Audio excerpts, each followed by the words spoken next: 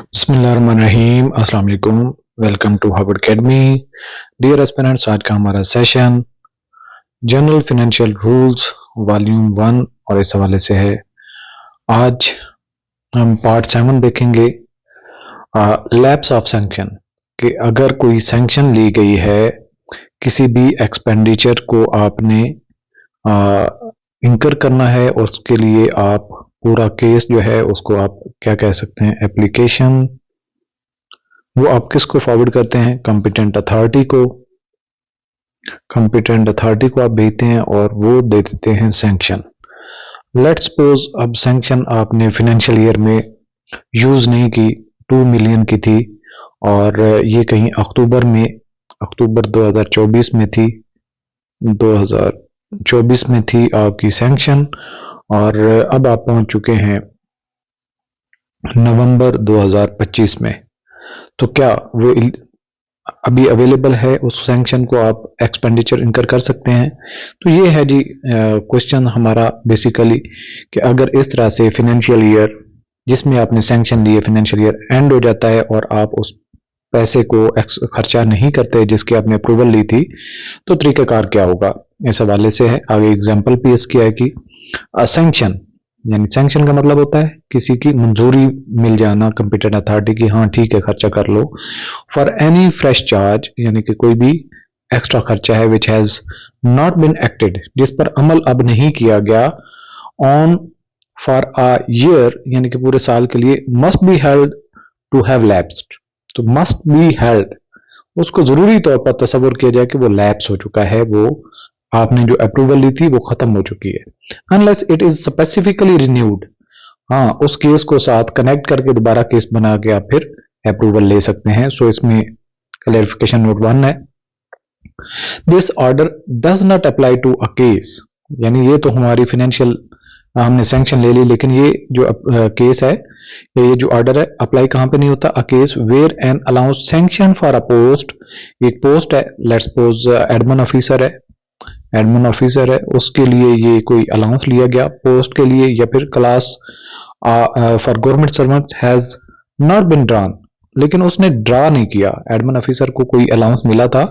लेकिन उसने ड्रा नहीं किया बाय अ पार्टिकुलर इनकम्बेंट, यानी जो एक खास शख्स था जो पहले एग्जिस्टिंग था, उसने उसको ड्रा ही नहीं किया, और इनकम्बेंट्स एक था, दो थे, तीन थे, उन्होंने नहीं लिया। Not does it apply to editions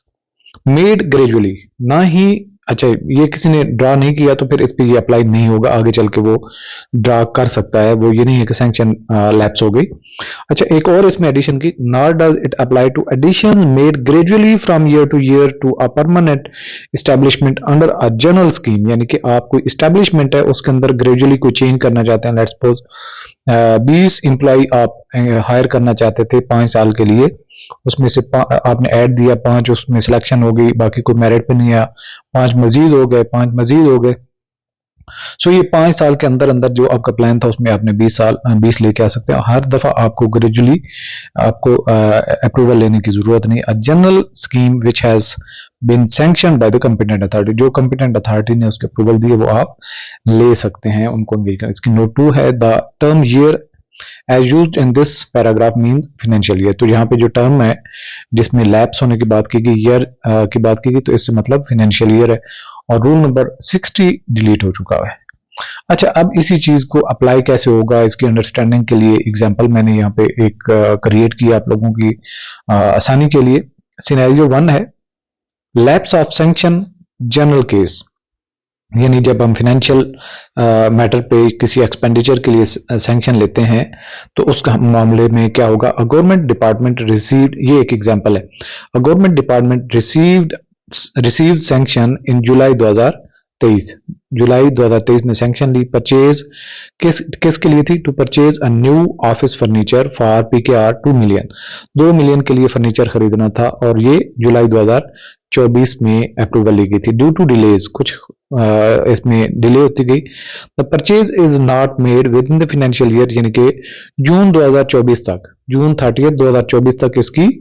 purchasing नहीं की गई। रिजल्ट क्या हुआ, द सैंक्शन लैप्सेज, जो ये सैंक्शन ली गई थी ये खत्म हो गई, and fresh approval is required to proceed with purchase, अगर आपने ये परचेज करनी 2 मिलियन की तो अगेन आपको सैंक्शन लेनी पड़ेगी। दूसरा सिनेरियो क्या है, एक्सेप्शन है अलाउंस फॉर अ पोस्ट, किसी पोस्ट के लिए अलाउंस लिया गया लेकिन कोई ड्रा नहीं करता, तो उसके बारे में क्या है,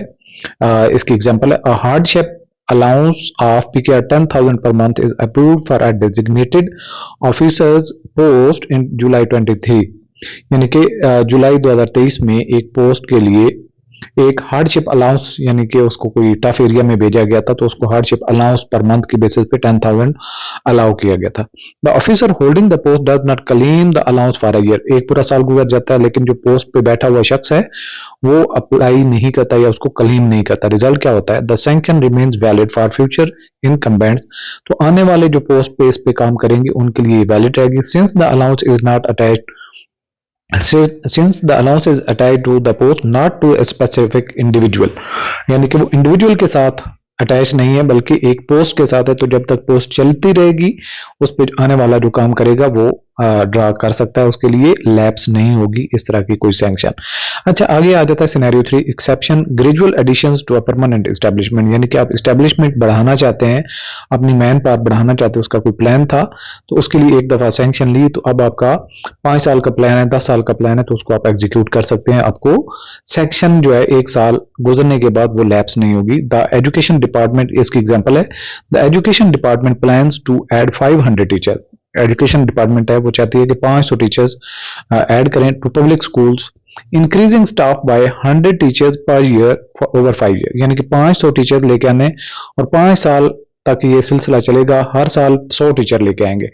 the overall plan is approved in 2023 में ये प्लान अप्रूव हुआ था, बट रिक्रूटमेंट हैपेंस ग्रेजुअली, लेकिन इसके ऊपर जो रिक्रूटमेंट हो रही है वो आहिस्ता आहिस्ता हो रही है। सो इसका रिजल्ट क्या निकला, the sanction does not lapse, ये सैंक्शन जो 1 साल 2023 में ली गई थी अब 2024 में भी अप्लाई होती रहेगी, 25 में भी, 26 में, 27 में, 28 तक, as it is part of ongoing government approved expansion plan, क्योंकि ये ongoing approved expansion का प्लान है इसलिए ये लैप्स नहीं होगी जब तक कि 500 टीचर रिक्रूट नहीं हो जाते। अच्छा जी, इसके अलावा है special rules for works expenditure, यानी कि कुछ वर्क्स के रिलेटेड जो खर्चे आपने करने होते हैं उसके स्पेशल रूल्स हैं अलग से, उनके मुताबिक इसको डील किया जाता है। ये रूल 61 है, special rules for regulating administrative approval, यानी कि खास कवानीन हैं जो रेगुलेट करते हैं एडमिनिस्ट्रेटिव अप्रूवल को एंड सैंक्शंस टू एक्सपेंडिचर, और जितने भी खर्चे होते हैं और उनके लिए अप्रूवल होती है, सैंक्शन होती है ऑन वर्क्स के मुतालिक are contain in federal public works department code, और ये सारा तरीकेकार जो है ये फेडरल पब्लिक वर्क्स डिपार्टमेंट का जो कोड है, तरीकेकार है, उसमें दिया गया है, एंड अदर डिपार्टमेंटल रेगुलेशन, तो उन डिपार्टमेंटल रेगुलेशन के मुताबिक उसको लेके चला जाता है और ये चैप्टर 9 में इनको कवर किया जाएगा। सो जी, लेसन की समरी अगर देखें तो आज के इस सेशन में हमने जो चीजें सीखी,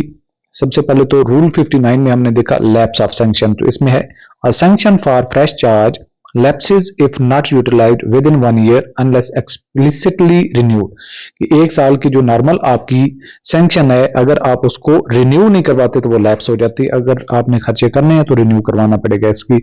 कुछ चीजें हैं जो इसमें नहीं आती कि वो लैप्स नहीं होती, उसकी 2 हमने बातें की, अलाउंस फॉर पोस्ट और government servants remain valid even if not drawn by specific individual, एक स्पेसिफिक इंडिविजुअल ने उसको ड्रॉ नहीं भी किया तो पोस्ट के अगेंस्ट कोई अलाउंस होगा तो वो वैलिड रहेगा।